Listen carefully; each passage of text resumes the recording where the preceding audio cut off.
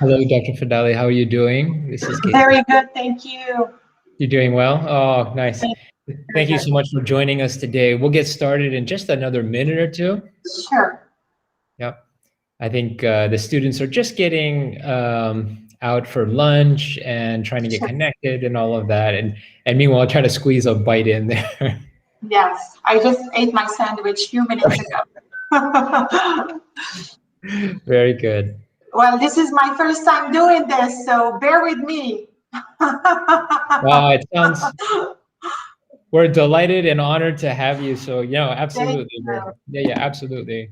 I want to first say though that just so you know that the sessions are being recorded. So we do this for all of our career connections, and then we post it later online so people who missed it can have an opportunity to go back and view them. Sure, no problem. Okay, thank you. Yeah, so I'll introduce you in a minute or so, and then we can get started. Yeah.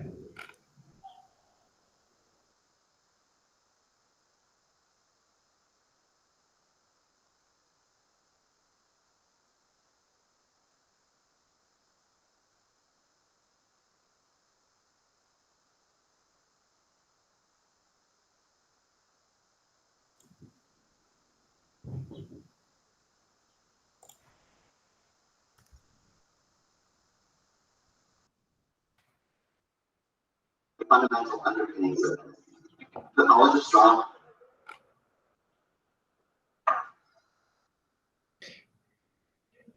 So I think what we'll do, because of in the interest of time, I will get started. I see some students are starting to hop on.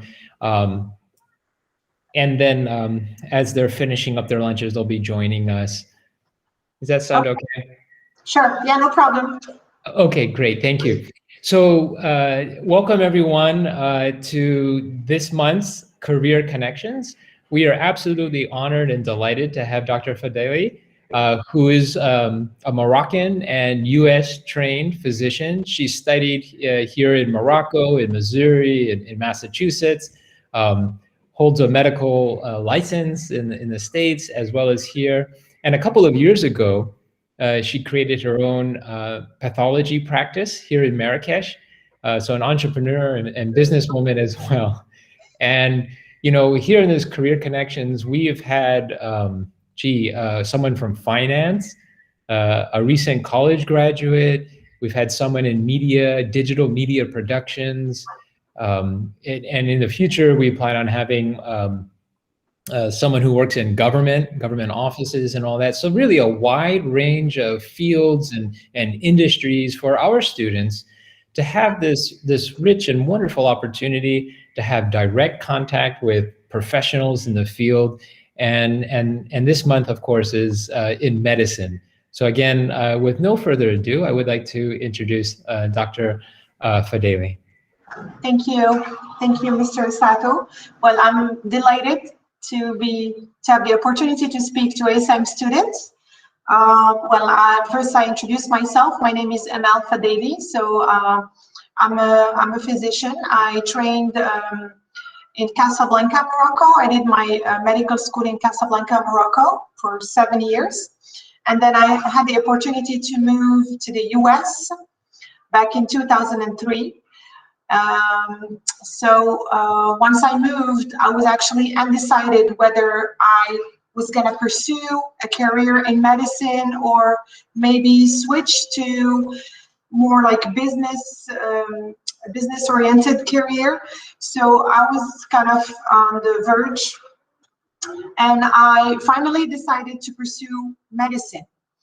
I had to take some tests. As a foreign graduate, we need to take tests to make sure, you know, everything matches with the American system. So I went through like a lot of testing, as every other foreign graduate does, and I was able to join a residency program in Massachusetts, Springfield, Bay State Medical Center. So I spent 4 years in Massachusetts. It was very cold, but it was a very, very interesting experience for me. First, I did my medical school in French, so it was a bit of a challenge to switch to studying in English. So I had to adjust to the language. Obviously, all the medical terminology is in Latin, but still there was some adjustment there. I did an anatomical and clinical pathology residency, and then I decided to add 1 more year of fellowship. So I moved to Boston, which was a few miles away from Springfield, and I had the pleasure or the opportunity to join one of Harvard University hospitals, Beth Israel Deaconess, and I spent one of the best years in my life in Boston at this hospital. I trained actually with like very big people in pathology. I trained with people who write books in pathology, and it was such an honor for me to sit down around the microscope with these people and learn from them. And I was actually very impressed by the humbleness of these people and obviously the knowledge and everything. So after that, after the fellowship, I joined a private practice in Boston. So I joined a very nice group of pathologists. They were all senior to me. They were all like my parents' age. So that actually allowed me to learn from their experience. I worked with them for a couple of years, and then I moved back again to one of Harvard hospitals to work there again, because I actually missed that. I missed that atmosphere, that learning atmosphere. So I moved back to one of Harvard's hospital to work there. And then there was the decision to move back to Morocco, which was a very hard decision. It was a family decision. So we decided to move back in 2016. It was, as I said, it was very hard because I was very much happy working in the US, and so I was actually outside of my zone of comfort because I had to move back and then start working in a very different environment with very different culture. I mean, I'm used to the Moroccan culture, but since I didn't train here, it was a little hard to adjust. However, with a lot of perseverance, with a lot of patience, I was able to start my practice in 2018.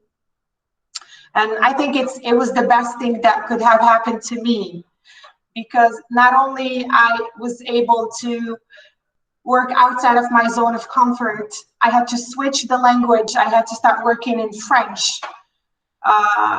So it was a bit of a gymnastic. And it kind of allowed me to have the American perspective, but also the Moroccan, the Francophone perspective. And on top of that, I was the leader of my practice. So that was the big experience for me, is to become the leader or the chief of the team. And it's a very, very informative experience. I wouldn't change anything in my path. If I had to do it again, I wouldn't change it, because I feel like every step allowed me to grow, and being outside of your zone of comfort helps you even grow further. So that was a little synopsis about my path. I can talk about the pathology as a specialty, and how pathology is not very well known. And it's a kind of a behind the scene. It's a behind the scene. We're behind the scene doctors. So we're basically behind the microscope. But it's a very diverse specialty. It's very interesting for people who like cell biology, who like cytogenetics, who like molecular, who like cutting edge technology, artificial intelligence. These are all things that are part of pathology. And it's such a diverse specialty, because every other specialty in medicine at some point intersects with pathology. And we could choose to be an academic pathologist, a private pathologist. We could even work in biotechnology companies. So it's a very diverse specialty. I've always liked patient care. I liked everything. So I don't see a better fit for me than pathology. So if I have a word to say to students, like kind of just not an advice, just is at 17 or 18, we don't really know what we should go into. However, we could choose to learn. We could choose to learn about what we want to do, like do internships in 11th or 12th grade. Get to know what every field is, what medicine is, what pathology is, what business is. That allows you to kind of have an idea about, like, when you do an internship, like you see yourself doing this or not doing it. And to be honest, I didn't have this chance. I didn't have the chance of doing an internship when I was in high school.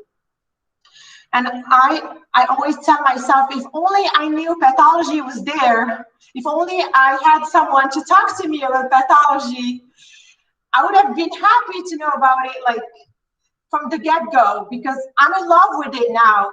But I wish I knew it before. My 7 years of medical school would have been much more fun, because I spent basically 7 years of medical school not knowing which field I'm going into until the very end, until I moved to the US. So if only I knew about it, I could kind of gear more towards it, and because it's so much fun. I just didn't know about it. So yeah, information is everything. Like getting to know different specialties or different fields is everything. It opens up new horizons or new scopes. So that would be my little advice for students. It just open up your options, and there's a lot of things that there's a lot of fields that we don't know about that could be a good fit. So I don't know if you have any questions. Thank you so much for that intro. It was absolutely fantastic. What I sometimes do during these career connections is I just grab little snippets of what our guests are saying, and I just throw it up there for the record so that we have that. But we do encourage students to ask questions of our guests because they may have very specific questions. For example, with regard to your experience going through both the Moroccan and the US medical schools. And as you did, having to switch from Arabic, French, English, our students here, we are blessed. Our students here are trilingual, or sometimes 4 or 5 languages, and so it's something that they can relate to. And perhaps they've got questions about that, like how did you overcome that? What are some strategies and approaches you took as you were trying to navigate the language? Of course, familiar with the field, or maybe they've got questions with regard to leadership or opening your own business and practice, having been away for many years and coming back and working here in Marrakesh or Morocco in general. So, whoever it is, Sarah, Chloe, and whatnot, if you have questions, please, this is a wonderful opportunity. You're connected to a medical doctor and professional here who's opened her business. They can send it in either by talking or by typing in the chat session. If you get that little chat box, you can open it up on the side there. So students, please take advantage of this opportunity. Don't be shy. Go ahead and ask Dr. Fidaili your questions. I can actually start answering your question about the language. So the undergraduate studies in Morocco are in French. So as everyone knows, here in Morocco, all the undergrad or grad studies are in French. So I did my medical school in French. And back at a time in medical school, they didn't have anything like medical terminology or anything like that. So it was pure French. Now in the medical curriculum in Marrakesh or in Morocco, they have what they call medical English. So they have introduced that for medical students now. To be honest with you, it was not very hard studying for the exams in English. I mean, French and English are both Latin languages, and it was not the most challenging. It was okay. It was okay, and the tests, I actually scored pretty high in the tests, and kind of that comforted me about my knowledge that I acquired here in Morocco. So we do have a good medical school here in Morocco, and we have quite a few actually, not a lot of doctors that moved to the US and successfully passed all the tests and everything. So I do trust the medical school here in Morocco. Obviously the technology is not as advanced as in Europe and America, but we have very, very good teachers, very good surgeons. So I'm actually, when I moved, I thought I had a very good medical school background. So that as far as your question about becoming a leader or becoming an entrepreneur, that I was not prepared for, because even when you do residency or when you do a fellowship, you basically study pathology. We do a little bit of lab management, but we don't do management that will allow you to run a lab. So I basically had to learn from scratch how to manage a team, how to, manage money, buying supplies, dealing with the COVID situation in the middle of everything. So it was very challenging. It was very challenging. To be honest with you, I mean, looking at slides is sometimes easier than leading a team or managing the money. So sometimes I just wish I could only look at slides. That's what I know how to do the best. But that again sends us to the idea that we have different hats. We have to have different hats. We have to be able to do the scientific job, but also do some management, do some marketing. And speaking about marketing, we as a physicians, they never teach us how to market ourselves, how to sell something. And now that I have a lab, I'm selling a service. So I have to be able to sell myself or my lab or my team. And I thought it was going to be very easy. I was like, okay, maybe the fact that I graduated from America is gonna, well, it does help, but the competition is so tough. I mean, there are pathologists here that have been here for 20 or 30 years.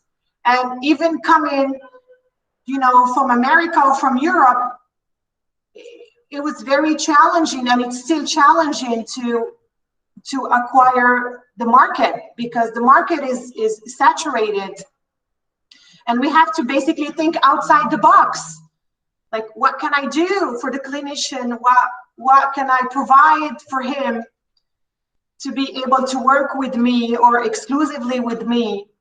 So that I didn't have when I was in the US, because when I was in the US, I was an employee of the hospital, and I had my cases coming to me, and I had a good salary at the end of the month, and it was done. Here, it's very different, because if you don't do marketing, your salary is going to start fluctuating, and nothing is set. Nothing is set, basically. So it is challenging. It is challenging, and it's good to be challenged. Thank you for those insights. We do have a question here in the text that says, how did you choose what field of medicine to study? It seems like you have a love of pathology. How did So I choose pathology. I used to like cell biology. I used to like cytogenetics. I used to like molecular. So that was a very big incentive to go into pathology. But also at the time, I had two young kids. So I had my two girls, and I had to pick a field that had a good work-life balance. And pathology gives you such a great work balance that no other specialty matches that. So that was very good. And the diversity, obviously, I could go into any organ or any field. When you come in the morning, you don't know what's waiting for you. You can have a tray that have like all different organs. It's fun. It's fun. So those are the two main reasons why I went into pathology: the diversity and the work-life balance. Okay, great. It looks like we have another question here from Sarah. What inspired you to become a doctor? Just in general, a doctor. Okay, so I didn't really choose medical school to begin with. My dad wanted me to be a doctor. So he really wanted me to be a doctor. And I was not very happy at my first year of medical school, to be honest with you. I felt like I was a little bit forced. However, I learned to love the medicine, and finding pathology kind of made me fall in love with medicine. That's why I was telling you, I wish I knew about it at the beginning, because I found my niche, and I found what really interested me. So yeah. So I was not one of those people who really wanted to be a doctor since they were 3. That was not, yeah. So yeah, my parcours was a little different. But if I had to do it all over again, I would choose medicine, and I would choose pathology. So. Great, thank you for that. Yeah, please, even if you've asked a question before, Sarah or Chloe, please go ahead and ask more questions. We're, again, very fortunate to have a doctor with us in a very real conversation, a real informal conversation. So please go ahead and ask more questions. Oh, okay, so we have, what is the best thing about being a doctor? For me, the best thing is when I go home and I'm like, oh wow, I made a huge difference today. I made a huge difference. I made life-changing diagnoses. So that kind of that gives me like wings. Sometimes I feel like, oh wow, I'm changing lives. Well, sometimes, unfortunately, sometimes in good ways, but sometimes in not so good ways, because, you know, we diagnose cancer every day, but sometimes we diagnose benign tumors that the clinician thought were malignant. So we have good news for the patient. So that's what gives me changing lives, basically. Changing lives one cell at a time, if you want. Yeah. Absolutely. That is, you know, that's really what we're trying to do here at ASM, to transform lives and the world through the leadership and of our students here, and through their studies, which liberates them and allows them to do so. We have a question here, another one from Chloe. How do you manage your time as a doctor? It's a very busy field. How do you manage the work-life balance? You mentioned you have 2 children. So that's the question. Yes. So fortunately, pathology is a great choice for a mom, or for people who have other interests in life.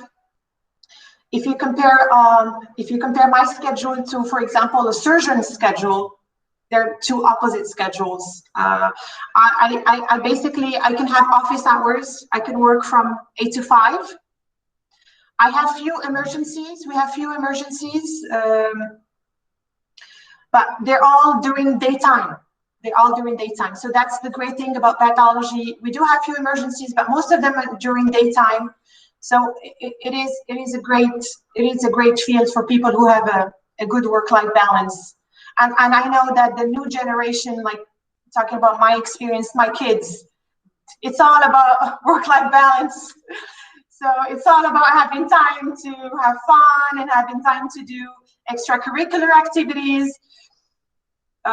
So yeah, I mean, my specialty allows me to have a normal life, basically. Okay, great. Other questions from students, please. We've got time for a couple more questions before we close the session. Tolu, do you have a question for Doctor? They might be popping up here in the chat box here in a second. Or any of the adults as well who are connected here today.